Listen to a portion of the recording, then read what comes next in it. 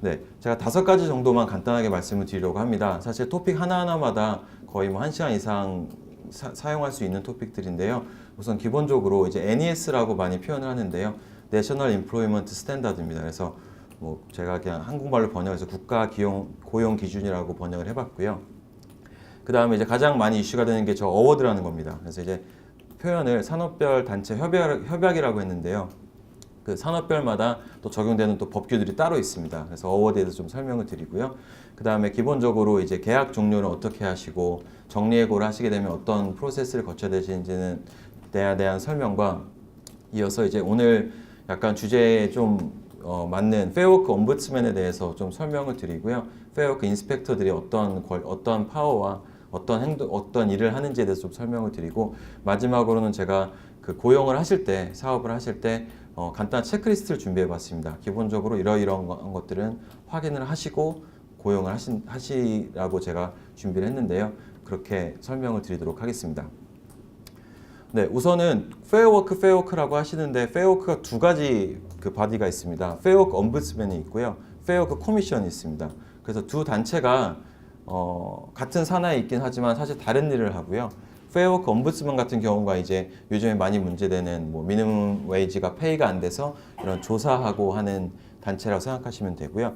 페어 커미션 같은 경우에는 부당해고나 뭐 유니언 같은 게 등록하는 곳들 좀 더 법적인 것을 많이 다루는 곳입니다. 그래서 두 군데가 다른 거를 알고 계셔야 문제가 됐을 때 어느 쪽으로 연락을 하시는지를 아셔야 될 거고요. 네, 제가 좀 더 엄부드스맨에 대해서 좀 자세히 설명을 드리겠습니다. 그리고 네, 설명드릴 게 2가지가 우선은 그 NES 어워드입니다.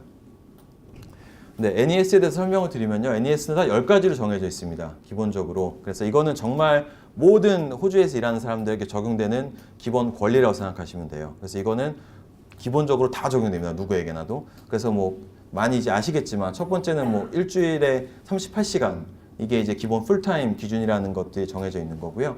두 번째는 플렉시블 워킹 어레인지먼트 같은 경우에는 좀 유연하게 변화를 줘야 되면 그걸 요청할 수 있는 권리가 있다라는 거고요. 피고용인으로서. 그리고 육아 및 입양 휴가 이건 출산 휴가라고 그러죠. 그래서 12개월 무조건 인정이 된다. 무급이고요. 그리고 사실 또 추가로 12개월까지 더 요청할 수 있는 권리도 있습니다. 네, 그래서 총 24개월까지 가능하다고 알고 계시면 되고요. 그 다음에 이제 4주간 유급 연차 이거는 다들 알고 계신 애뉴얼 리브입니다. 그래서 4주까지 애뉴얼 리브를 받을 수 있는 거고요. 여기서 이 4주는 아셔야 되는 게 38시간 기준입니다. 그래서 만약에 예를 들어서 주에 50시간 일했다고 하면 애뉴얼 리브도 그만큼 더 늘어납니다. 네, 그래서 그거를 잘 알고 계셔야 되고요. 그 다음에 5번 같은 경우에는 그 다들 말하는 식리브입니다. 아파서 못 나오거나 간병을 해야 돼서 못 나오는 경우. 그래서 간병은 아무 간병이나는 되는 건 아니고요. 같이 살고 있는 뭐 직계 가족이나 네, 그런 사람들을 네, 필요할 때 하게 돼 있습니다. 그다음 6번째 같은 경우에는 배심원 직무수행 뭐 이런 건 듀얼이라 그래서 이제 배심원 연락이 오면 법원에 무조건 가야 되는 게 있거든요. 그래서 그런 이슈가 생기게 되면 휴가를 줘야 된다는 게 기본 또 6번째 권리고요. 7번 장기 근속 휴가는 그 다들 알고 계신 롱 서비스 리브입니다. 그래서 이제 기본적으로 10년 일을 하게 되면 2달 정도의 그 롱 서비스 리뷰가 무조건 법적으로 주어지게 되는데요. 그래서 이거 받을 수 있는 권리가 있다는 게 7번째고요. 그 다음에 8번은 그냥 퍼블릭 홀리데이입니다. 그래서 퍼블릭 홀리데이에 공휴일에 쉬게 되는 거, 그리고 만약에 일을 하게 되면 그만큼 추가 페이를 더 받아야 된다. 그게 8번째고요. 그 다음에 9번 같은 경우는 제가 이따 좀 더 설명을 드리겠지만 그 만약에 고용이 종결이 되거나 해고가 됐을 때 받아야 되는 기본적인 노티스 피리어드죠. 네, 최소 어느 정도의 노티스가 필요하냐. 그리고 만약에 그 잉여, 인력, 뭐 퇴직수당 이렇게 표현했는데요. 리던던시죠. 만약에 뭐 정리해고되거나 이랬을 때 받아야 되는 수당에 대한 내용입니다. 그래서 그게 기본적으로 네, 있는 게 9번째 네, 그 권리고요. 마지막 10번은 이제 페어워크 정보 안내문이라고 번역이 되어 있는데요. 페어워크 인포메이션 스테이트먼트라고 있습니다. 네, 그 문서는 페어워크 엄부드스맨이나 페어 커미션 웹사이트에 가면 다 있으신데요. 이거는 신규 채용을 하시면 무조건 줘야 되는 겁니다. 네, 그래서 그 스테이트먼트 거의 한 2장 아니면 3장짜리인데요. 네, 그거를 뭐 PDF로 다운받으셔서 이메일로 보내주셔도 되고 프린트아웃 갖고 계시다가 고용계약서 사인하시거나 이럴 때 직원한테 주시면 됩니다. 이 내용 안에는 이 NES 내용이 보통 다 적혀 있습니다. 그래서 이제 어떻게 보면 고용주로서 피고용인한테도 알려야 된다라는 네, 그런 권리라고 생각하시면 됩니다. 네, 그래서 그게 NES고요. 그 다음에 이제 그 다음으로 적용되는 게 어워드라고 하는 건데요. 이게 이제 많은 분들이 가장 헷갈려 하시고 네, 가장 이제 문제가 되는 게 바로 이 부분입니다. 그래서 어워드 그러면 이제 상 받는 거냐 뭐 이렇게 얘기하시는 분들이 있는데 상이랑은 아무 연관이 없고요. 그냥 단순하게 생각하시면 그냥 어워드라는 단어를 뜻을 해석하시지 마시고 이 각 산업들마다 적용되는 이제 협약, 단체 협약이 있다고 생각하시면 됩니다. 그래서 이 법규들이 따로 있는데요. 제가 이제 몇 가지 이제 한인 사업자분들께 많이 적용되는 어워드를 적어놨습니다. 그래서 뭐 클리닝 서비스는 청소업에 하는 경우에 적용되는 법규가 따로 있는 거고요. 두 번째는 이제 레스토랑 하는 분들한테 적용되는 레스토랑 인더스트리 어워드가 있고요. 그 다음에 파스트푸드 같은 경우에는 뭐 푸드코트나 레스토랑 아닌 파스트푸드 같은 테이크어웨이 샵들한테 적용되는 어워드가 또 따로 있습니다. 레스토랑이랑 별개로 되어 있고요. 그 다음에 클럭스 프라이빗 섹터 같은 경우에는 일반 사무직입니다. 그래서 그 사무실에서 일하는 분들 있잖아요. 사무실에서 일하는 뭐 기본적인 일을 하시는 분들도 뭐 복사나 전화 받거나 이런 기본 업무 하시는 분들한테 적용되는 어워드가 또 따로 있습니다. 클럭스 어워드고요. 그다음 제너럴 리테일은 그냥 리테일 샵에서 일하시는 분들. 그다음 로드 트랜스포트 디스트리뷰션 어워드는 운송업, 뭐 택배나 이런 배달업 하시는 분들 있잖아요. 트럭 운전하시는 분들 그런 분들 적용되고요. 마지막으로 미슬레니어스 어워드는 아무리 찾아봐도 없는데 그래도 어워드가 적용된다는 포지션이라고 판단이 되면 미슬레니어스 어워드라는 어워드가 또 적용이 됩니다. 그래서 이제 제가 말씀드리고 싶은 거는 각자 하시는 사업들이 다 다르실 텐데요. 그 하시는 사업에 맞는 어워드가 어떤 건지 파악을 하고 계신 게 되게 중요합니다.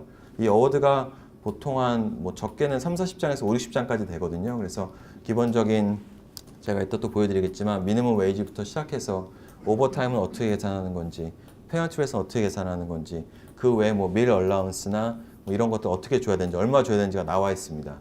근데 이거는 이 어워드에 나와 있는 거는요 가장 최소한 미니멈입니다.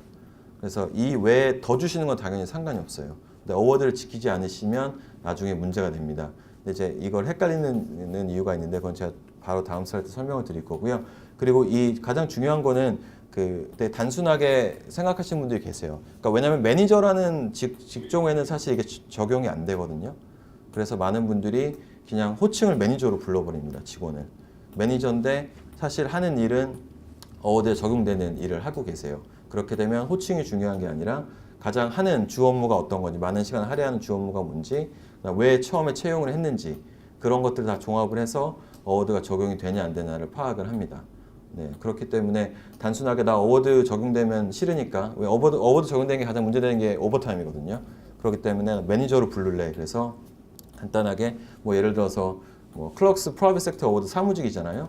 오피스 매니저다 이러면 또 적용 안 될 것 같거든요. 근데 오피스 매니저긴 하지만 사실 뭐 슈퍼바이저 하는 사람은 별로 많지도 않고 사실 그냥 단순 사무직이에요. 네, 그렇게 되면 이 클럭스 어워드가 적용이 됩니다. 네, 그래서 그거를 유의하셔야 되고요. 네, 다음 슬라이드 보여주세요. 그래서 제가 이게 가장 헷갈리는 부분인데요. 이제 그 임플로이먼트 컨트랙트 이제 고용계약서 다 쓰시잖아요. 그거는 그 가장 제일 작은 저 원 안에 있습니다. 그래서 NES와 어워드에 적용되지 않는 그런 다른 기본 조건들, 예를 들면 뭐 기밀 유지라든지 뭐 프로베이션 피리어드라든지 뭐 지적재산권 등 여러 가지 다른 것들이 또 추가로 들어갈 수 있거든요. 어워드에 적용이 안 되는 이제 그런 것들을 포함을 시키실 때 고용계약서를 사용하시는 거고요. 물론 어워드보다 더 좋은 조건을 제시할 때도 당연히 인플로이먼트 컨트랙트 사용을 합니다. 근데 그렇기 때문에 제일 이 그림을 보시면 NES가 제일 크게 있고요. 그 안에 어워드가 있고 그 안에 고용계약서가 있다고 보시면 됩니다. 그래서 가장 많이 이제 의아해하시는 부분이 아니 피고용인이랑 나랑 시간당 18불에 합의를 봐서 고용계약서 사인했는데 이게 왜 불법이야 라고 물어보시는 분들이 되게 많거든요. 근데 그 이유는 어워드랑 안 맞기 때문입니다. 어워드가 18보다 이상 주게 돼 있기 때문이죠. 네, 그렇게 되면 어워드가 우선순위가 있기 때문에 고용계약서보다는 어워드가 적용이 되게 됩니다.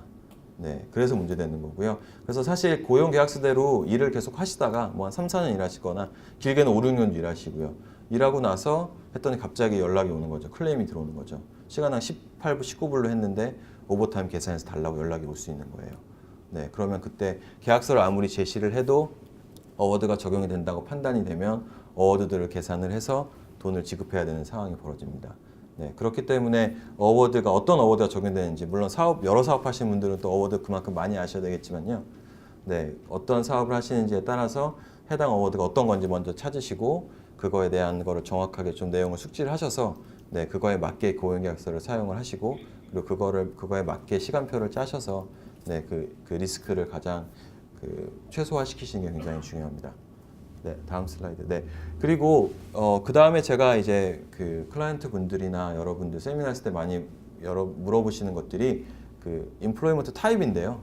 네, 그냥 되게 쉽게 뭐 풀타임, 파트타임, 캐주얼 이렇게 세 개로 나눠져 있습니다. 근데 뭐 말 듣다 보면 뭐 퍼미넌트 캐주얼, 뭐 퍼미넌트 풀타임 뭐 이런 이렇게 막 용어가 섞어서 많이 쓰시는데요. 그냥 단순하게 세 가지만 있다고 생각하시면 되고요. 풀타임, 파트타임, 그 캐주얼 이렇게 세 가지입니다. 근데 우선 풀타임과 파트타임은 기준은 되게 간단합니다. 38시간이 기준이에요.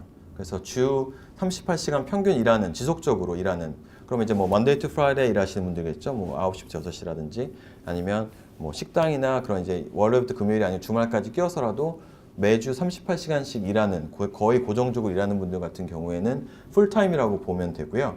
네, 그분들 같은 경우에는 이제 근무 시간은 보시다시피 뭐 합의, 이건 이제 고용계약서겠죠. 그래서 계약 또는 어워드에 따라 결정이 됩니다.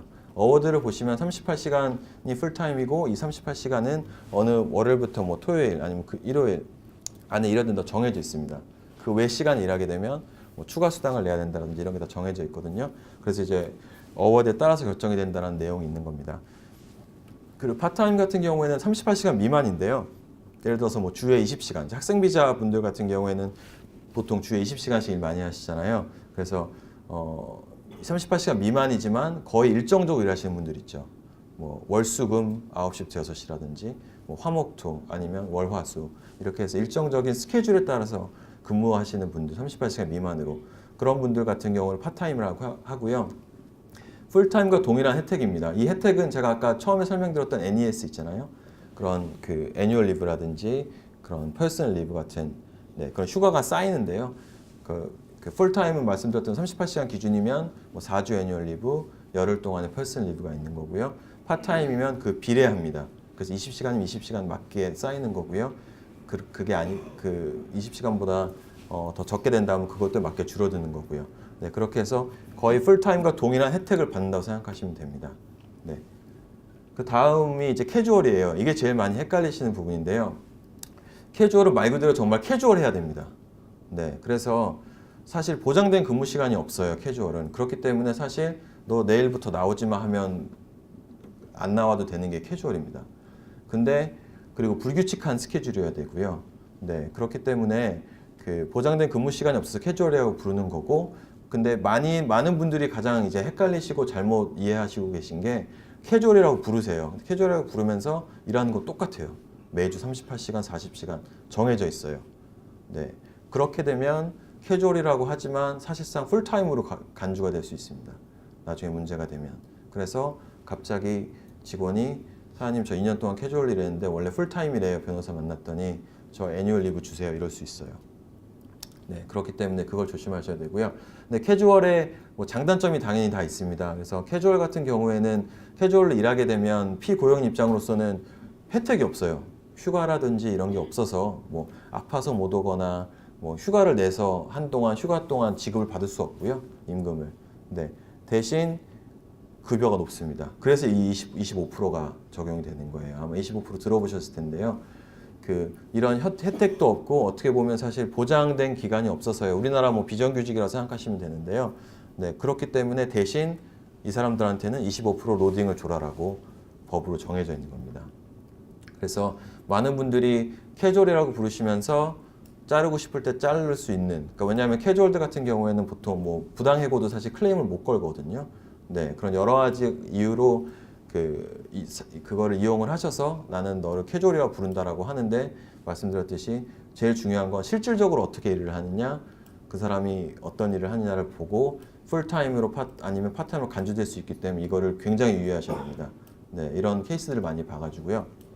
네, 그리고 말씀드린 대로 그 어워드 상에서도 25% 나와 있고요. 그리고 모든 페널티 타임이나 오버타임도 25% 더 추가됩니다. 캐주얼들은.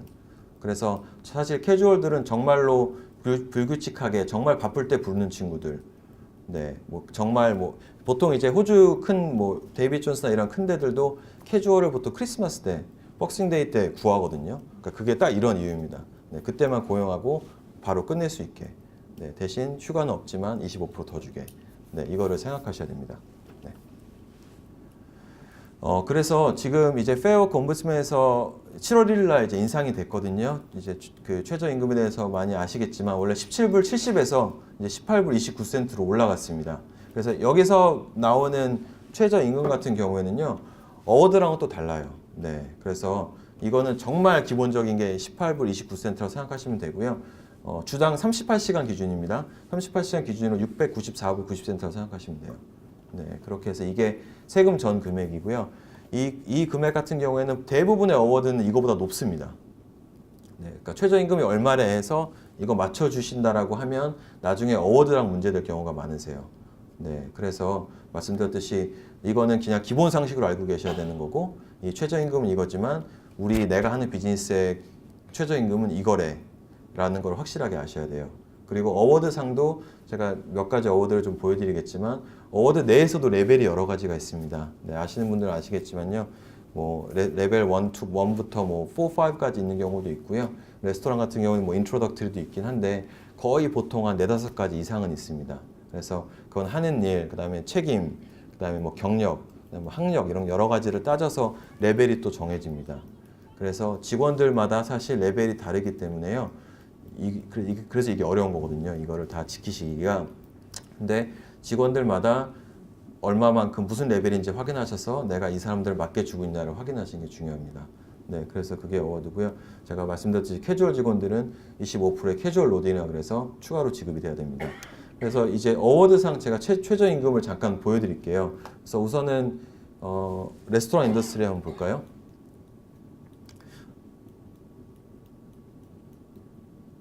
밑에 있습니다. 네.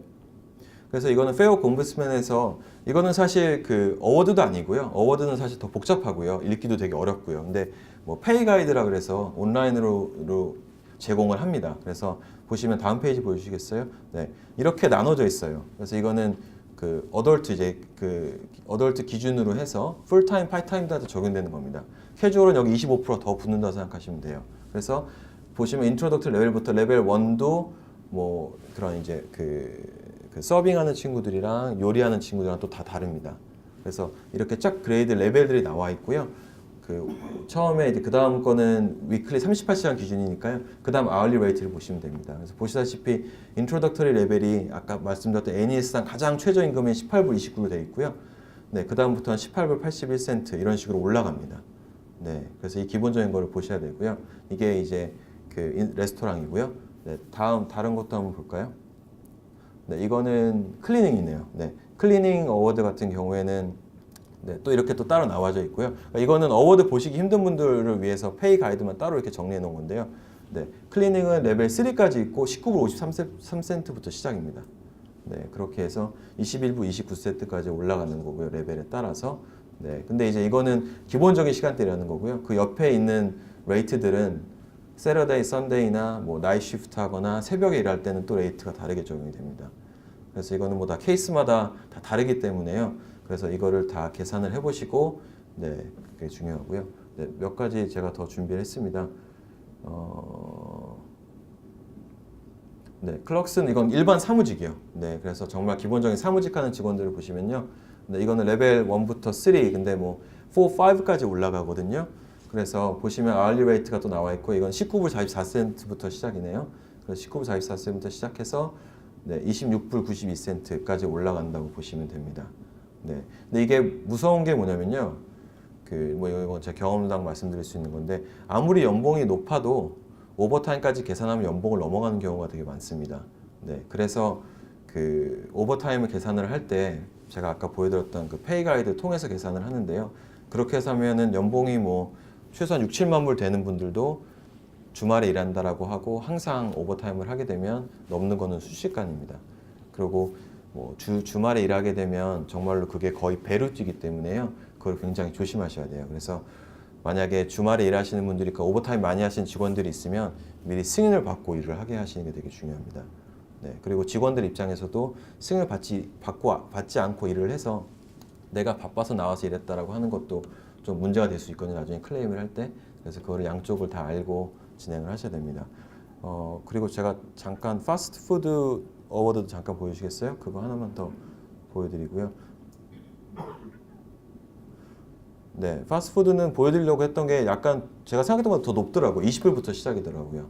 네, 그래서 테이크어웨이나 푸드코트에서 일하는 경우에는 20불부터 시작을 해서 레벨 3까지 있고요. 이거는 이제 레벨 3 보시면 뭐 밑에 직원 몇 명 관리하냐 뭐 이런 것들이 나와 있어서 네, 20불 8센트부터 21불 88센트까지 올라가고요.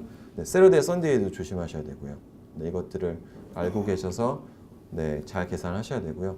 이런 것 때문에 호주 많은 레스토랑들이 닫는 거예요. 주말이나 공휴일 때. 그리고 공휴일도 또 따로 퍼블릭 홀리데이 보시죠. 밑에 테이블 보시면 45불부터 시작이거든요.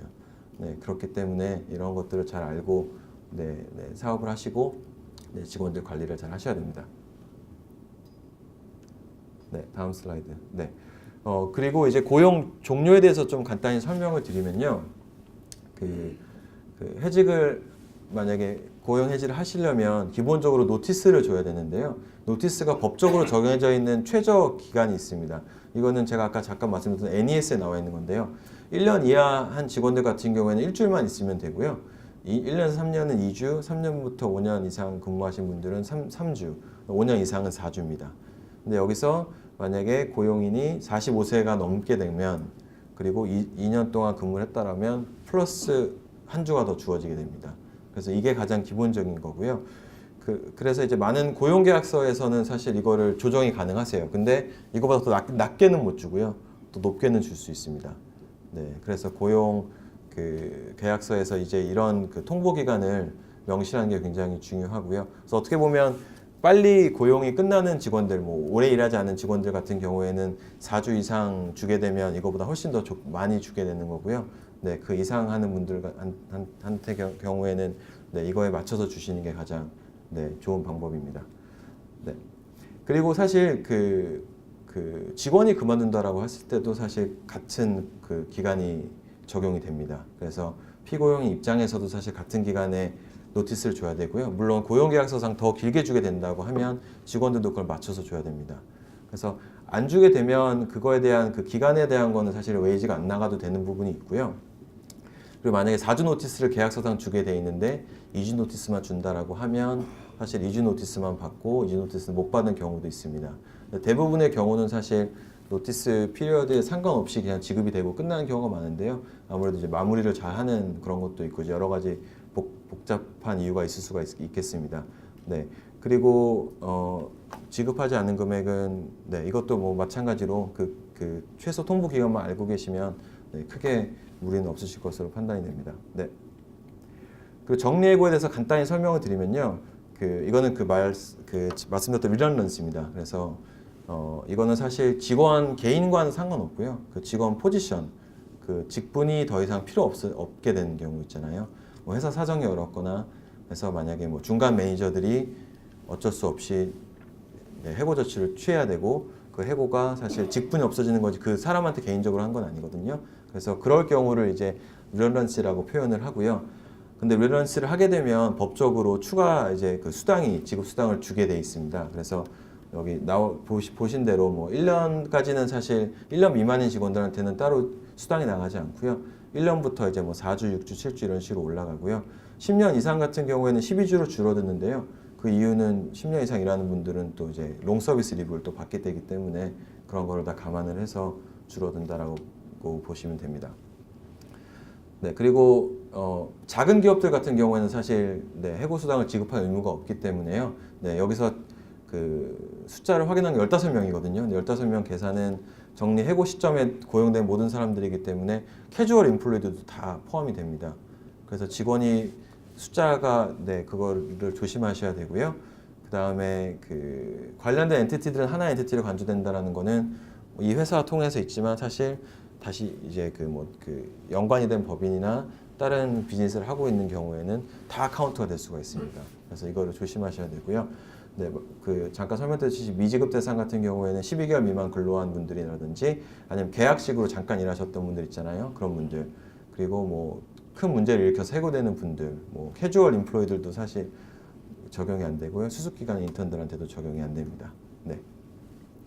그래서 이게 제가 잠깐 설명드린 기본적인 고용법들인데요. 말씀드린 대로 어워드 하나하나마다 굉장히 오랜 그게 그 설명이 가능하고 해고에 대해서도 사실 뭐 부당 해고라든지 불법 해고에 대한 것도 따로 토픽이 있을 정도로 좀 복잡한데요.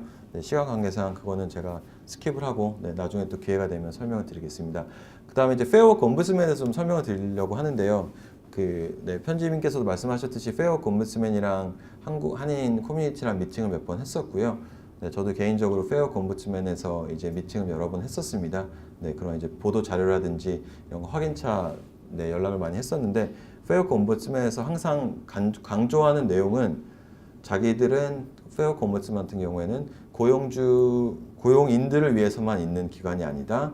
고용주들 위해서도 양쪽을 위한 기관이라고 항상 강조를 하거든요. 근데 그 이유가 뭐냐면요. 제가 아까 보여드렸듯이 그 미니멈 레이트 얼마 줘야 되는지 되게 헷갈리시잖아요. 그러니까 이런 것도 모르면 물어보라 이거예요. 페어워크 엄부스맨 입장에서는. 그래서 사실 전화 라인도 임플로이어들이 따로 전화하는 라인이 있고요. 그렇게 해서 내가 이러이러한 직원을 이러이러한 롤을 시키려고 하는데 법적으로 줘야 되는 최저임금이 얼마냐고 물어보는 게 충분히 가능합니다. 네, 그럼 보통 페이 가이드도 보여주고 굉장히 친절해요. 어떻게 해야 되는지.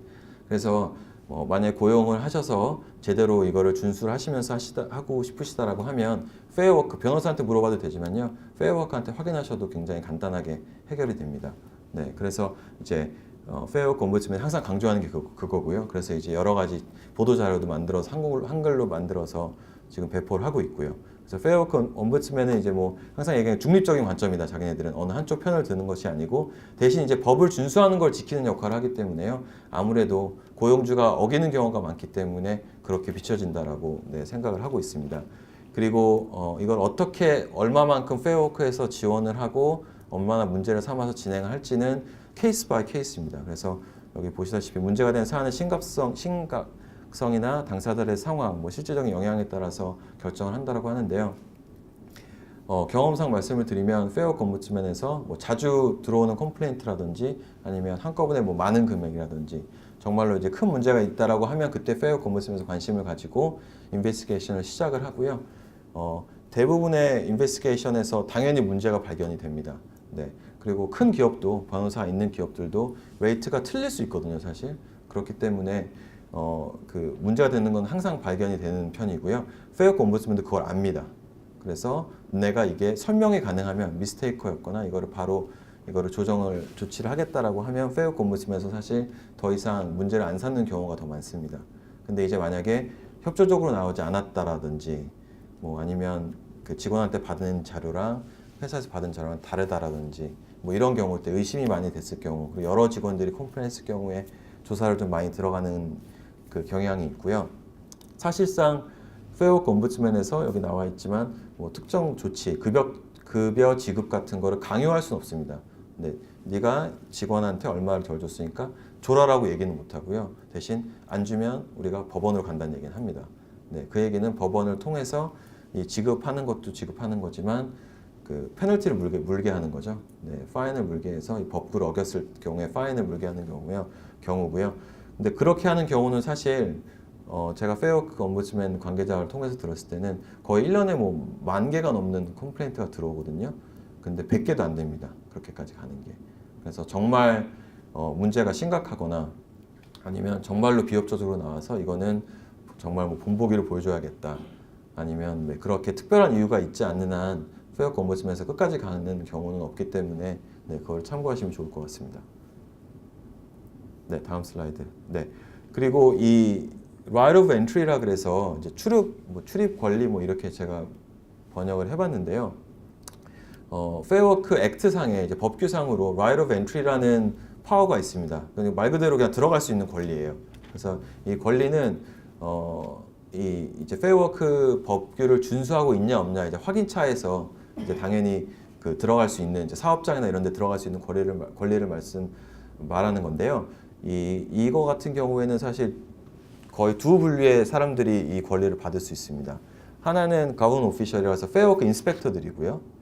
또 하나는 오거나이제이션 오피셜이라 그래서 뭐 유니언 같은 이런 등록된 단체에 해당 직원들이 들어갈 수 있습니다. 네, 그렇게 두 가지인데요. 이제 유니언이라고 표현을 하는데 요즘에 이제 레지스터 오거나이제이션이라고 그렇게 이제 그런 익스프레션을 사용을 하는데요. 이거는 꽤 등록하는 절차나 이런 것들이 많이 복잡합니다. 그래서 등록되어 있는 게 제가 아까 확인해 보니까 110개 정도 되더라고요. 제대로 된 유니언이. 그래서 그 리스트를 잠깐 보여주시겠어요? 그래서 오거나이제이션 같은 경우에는 말씀드린 그 유니언들 같은 경우에는 꽤 신청 폼도 있고요. 좀 복잡합니다. 그래서 그 페어워크 코미션이라는 기관에서 옴부드스맨이 아니고요. 코미션에 신청을 해서 허가를 받아야 되고요. 그 허가 받았을 때 굉장히 디테일한 컨디션들이 붙습니다. 약간 영장 비슷하다고 생각하시면 되는데요. 네, 뭐 시간, 장소부터 시작해서 누가 가면 되고 이게 다 명시가 돼 있고요. 퍼미트 같은 이제 그런 약간 뭐 퍼미트 종이 같은 게 있어서 그거를 가지고 들어가야 됩니다.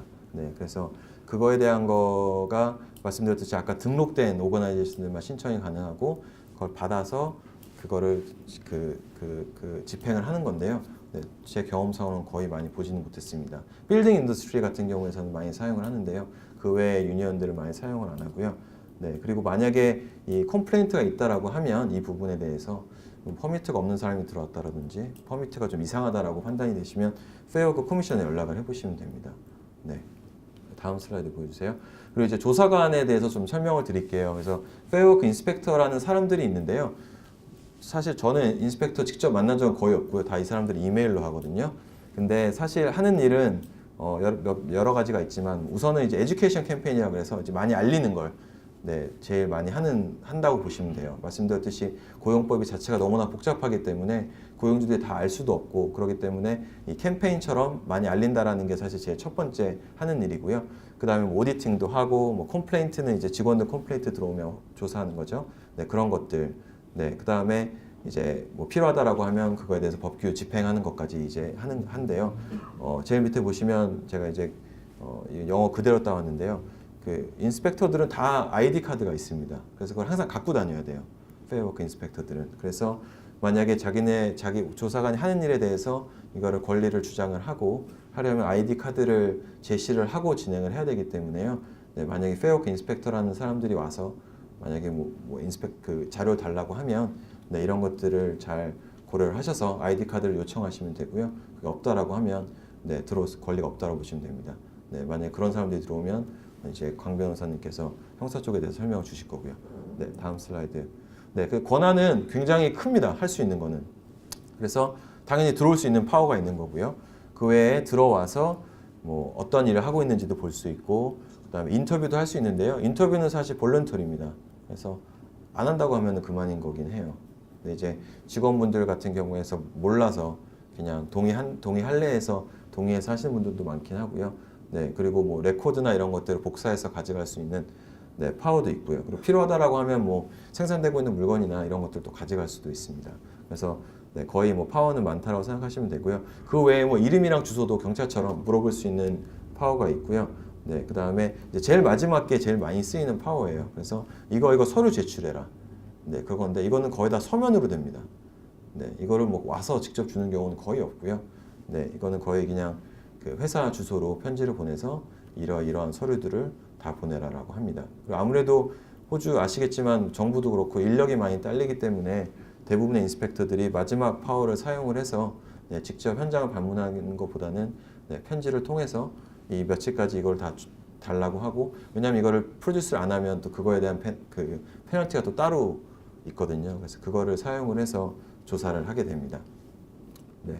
그게 이제 페어워크에 대한 전반적인 내용들이고요. 그래서 네, 이제 가장 잘 아셔야 되는 게 이제 제가 이제 이 세미나 준비하면서도 이제 많이 듣는 게 페어워크 인스펙터라고 이제 뭐 사칭을 하거나 인스펙터니까 이걸 달라고 했을 때 직원들이 모르시니까 주는 경우가 되게 많아요. 네, 그래서 내가 뭐 유니언 소속이다 아니면 페어워크에서 나왔으니까 이러이러한 권한이 있다라고 했을 때 아이디 카드나 말씀드렸던 퍼미트가 있는지 확인하시는 게 중요하고요. 없다라고 하면 네, 그거에 대해서 뭐 경찰에 신고하시다라든지 무단침입이 되니까요. 그래서 그건 그렇게 대응을 하시는 게 중요합니다. 그래서 직원들도 당연히 알고 계셔야겠죠. 그래서 그런 일이 생기면 바로 네, 연락을 받으실 수 있게 하시는 게 중요하고요. 분들도 계신다라고 하면 네, 페어워크 아닌 사람한테 네, 그 제출해야 될 그 의무가 없으니까요. 참고하시기 바랍니다.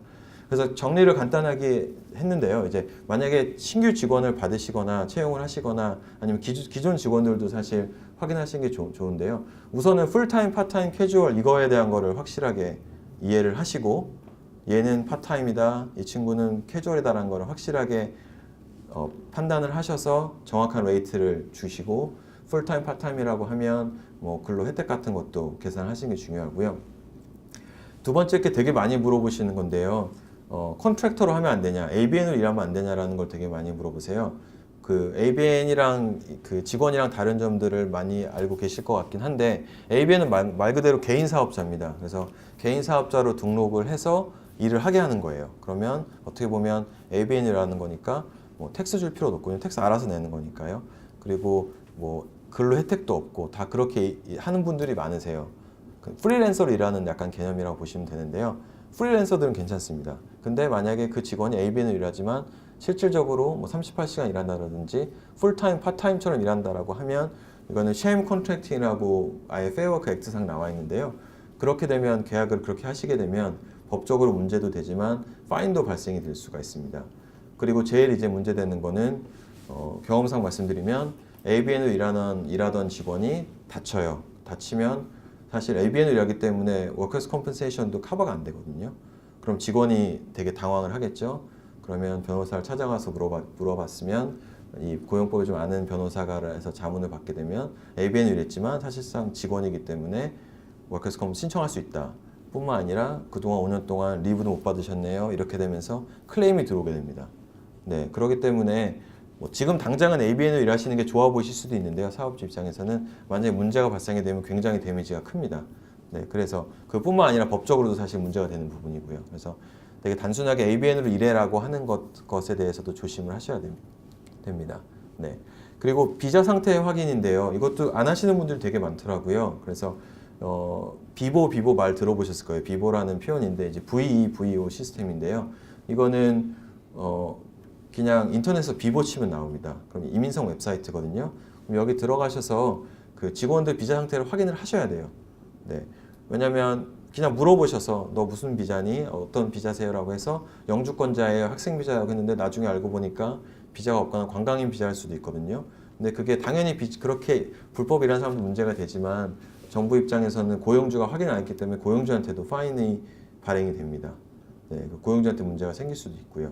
그리고 만약에 고용주가 뭐 457 비자나 이런 스폰서십도 갖고 있는 고용주라고 하면 스폰서십도 위험해질 수 있기 때문에요.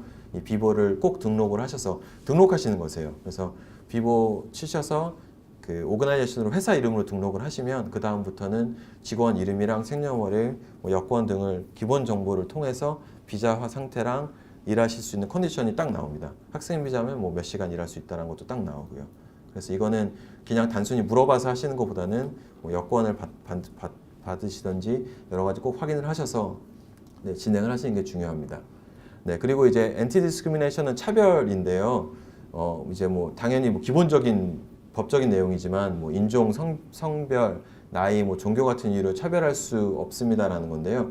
이게 생각 외로 적용되는 게 되게 많아요. 뭐 저희 뭐 예를 들어도 뭐 뽑으실 때 광고를 내셨을 때 한국인 뽑는다라는 표현이 굉장히 위험한 표현이고요. 네, 아니면 뭐 남자 한국인 뭐 교회 다니는 분이시면 더 좋고요. 뭐 이런 표현 있잖아요. 네, 그런 거를 하게 되면 네, 누가 문제를 삼으면 네, 차별로 충분히 간주가 돼서 문제가 될 수 있습니다. 네, 그래서 아예 뽑으실 때부터 되게 조심하셔야 되고요. 네, 그리고 레코드 키핑 리퀘어먼트는 이거는 나중에 페어워크 옴부dsman에서 항상 문제를 삼는 부분인데요. 기본적인 페이슬립이나 로스터나 모든 기록들을 자그마치 7년 동안 갖고 계셔야 돼요. 네, 그래서 이거를 사실 제대로 지킬 수 있는 고용주가 많지는 않은데요. 이것도 알고 계셔야 됩니다. 그래서 기본적인 서류들은 7년 이상은 갖고 계시는 게 중요하고요. 네, 그 다음에 이제 웨이지랑 인타르먼트 같은 경우에 말씀드렸던 웨이지랑 그런 뭐 그 연차 이런 것들에 대한 거는 해당되는 어워드에 따라 또 다르게 적용될 수 있으니까 그걸 꼭 확인을 하시고요. 텍스 같은 부분에서는 꼭 세금 공제를 하셔야 돼요. 네, 이거는 현금으로 주는 경우도 마찬가지입니다. 현금으로 주는 것 자체는 불법은 아니세요. 현금 페이하는 거는. 근데 현금을 줄 때도 사실 텍스를 공제를 하고 주셔야 됩니다. 왜냐면 이제 그러면 이제 호주 정부에 세금이 안 들어가는 거거든요.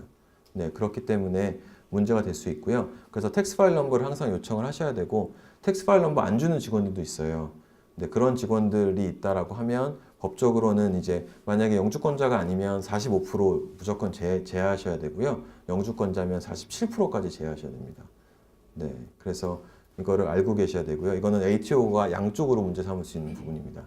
고용주뿐만 아니라 고용인뿐만 아니라 고용주한테도요. 근데 고용주 같은 경우에서도 웨이지를 줄여야 뭐 좋은 뭐 페이롤 텍스라든지 이런 여러 가지 혜택을 누릴 수도 있기 때문에 가끔씩 이제 현금으로 하는 걸 선호하시는 분들도 있는데요. 이것 또한 리스크가 너무 크기 때문에 그리고 현금으로 뭐 어워드가 낮게 주기로 계산을 동의를 하셨어도 제가 말씀드렸듯이 어워드에 어긋나기 때문에 나중에 직원이 말을 바꿔서 문제를 삼게 되면 분명히 문제가 됩니다. 네, 그래서 그거를 잘 생각하셔야 되고요.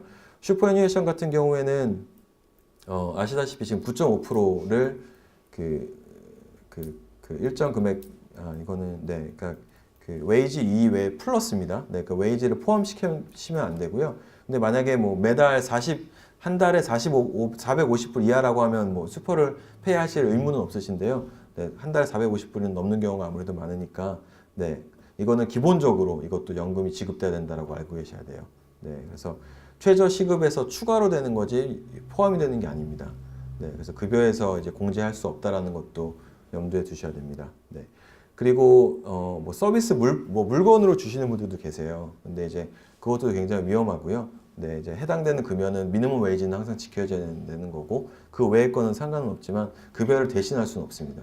네, 그게 뭐 숙식이라든지 음식이라든지 옷이라든지 이런 것들이 있을 수 있잖아요. 그러니까 그런 것도 조심하셔야 되고요. 네, 그리고 만약에 그 일하는 도중에 사고가 나거나 무슨 뭐 피해를 입혔을 같은 경우에는 거의 모든 케이스상 그러니까 피고용인한테 직원한테 책임을 물으실 수가 없습니다. 고용주로서. 네, 그렇기 때문에 사실 보험도 있는 거고요. 그리고 어떻게 보면 그 리스크를 안고 고용을 하는 거기 때문에 정말로 이제 말도 안 되게 음주운전을 한다라든지 네, 그런 일로 생겨서 사고가 된 게 아닌 이상은 네, 그걸 할 수가 없기 때문에요. 그러니까 손해 금액을 공제해서 주시는 분들이 가끔씩 있으시더라고요. 네, 그게 이제 당연하다라고 생각되시는 분들도 있는데 네, 그거는 그 해고될 수 있는 요건이지 사실 네, 페이랑은 따로 생각을 하셔야 됩니다. 네. 그리고 마지막으로는 안전한 장소 제공인데요. 되게 단순해 보이기도 하지만 그 OHS라 그러죠. 그래서 Occupational Health and Safety가 되게 중요한데요. 이건 워커버나 이런 것들에서 이제 확인할 수 있는 부분들이라서 네, 안전한 네, 장소를 제공하시는 것이 기본이고 그거에 또 필요한 워커스 컴펜세이션도 직원이 있다라고 하면 네, 당연히 드셔야 되는 거고 ABN으로 말씀드려서 ABN 직원들이라고 하더라도 만약에 문제가 될 수 있는 경우를 감안을 하셔서 워커스컴도 그 직원들 숫자까지 확인하시고 가입을 하시는 게 중요합니다. 네, 그래서 이게 가장 기본적인 체크리스트입니다. 네, 감사합니다.